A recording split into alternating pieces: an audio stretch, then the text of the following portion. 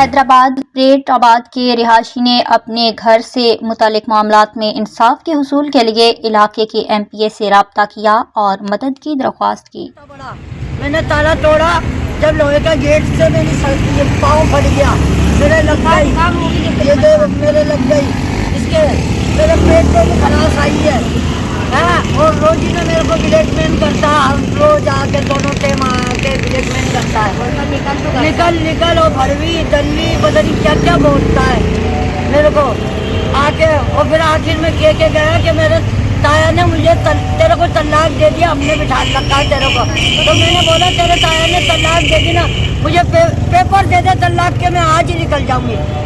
طلاق دینے کے بعد انہیں 2 پلاٹ بیچی ہے، اس میں بھی میرے انگوٹھے لگے تھے، بے ایمانی سے مجھے خدا تھا کہ نہیں پتا تھا یہ مکان بکتے ہیں خریدتے ہیں۔ احسان سلیم کیا دھمکیاں دیتا ہے؟ یہ دھمکیاں دیتا ہے، نکل بھڑوی، نکل گھر سے باہر، میرے بیٹوں کو مارتے ہیں، ذرا سا کوئی پھٹکا ہوتا فوراً آ جاتے چاروں بھائی، ماننے کے نہیں ہے۔